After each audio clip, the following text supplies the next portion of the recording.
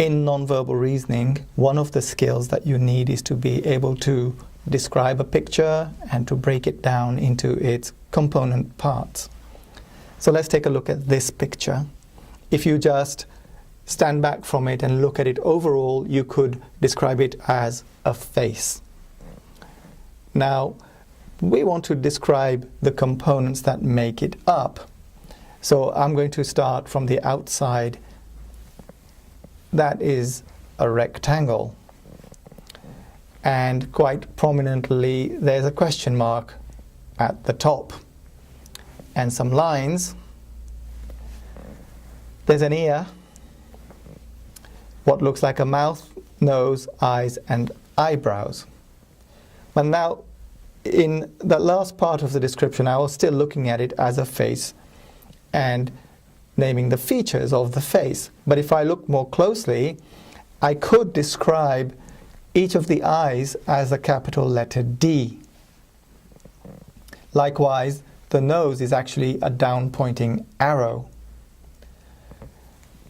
The eyebrows are the digit 7, this one being reflected. And the mouth you could think of as the letter U, the letter C rotated, or a curved line as opposed to the straight lines. So what I've just done now is described it in terms of its components. I'll sum that up again.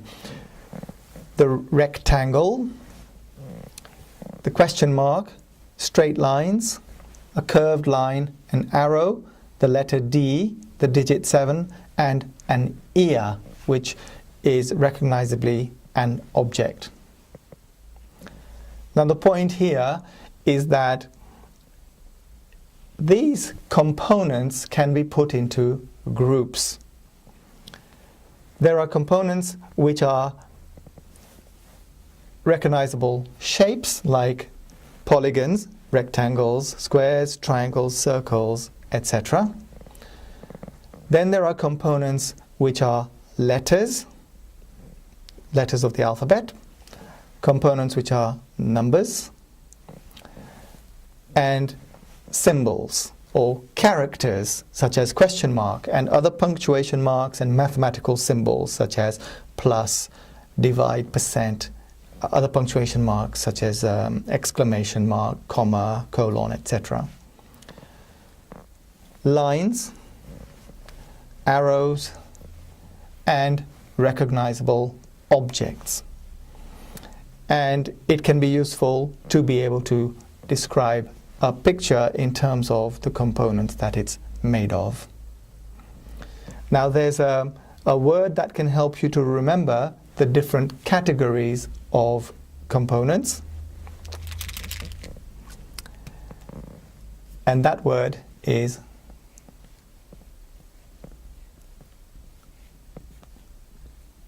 colas, as in the cola that you drink, pluralized, colas.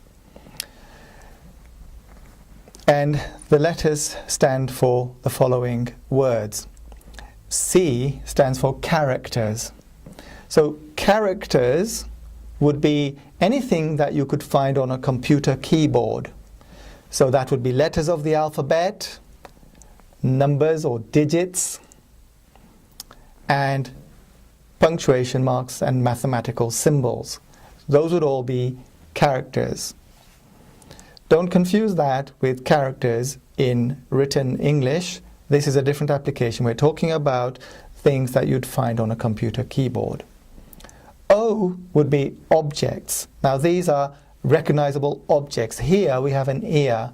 Quite often in pictures, in nonverbal reasoning, you see other objects such as a padlock, light bulb, eye, phone, bottle, and various animals are quite often found.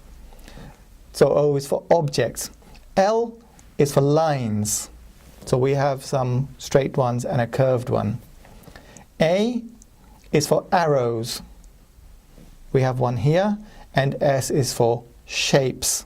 So these, if you like, are mathematical shapes that have a specific name. So this one is a rectangle, and I mentioned some others before. So remember colas is a way of helping you to remember the 5 categories of components that a picture can be broken down into.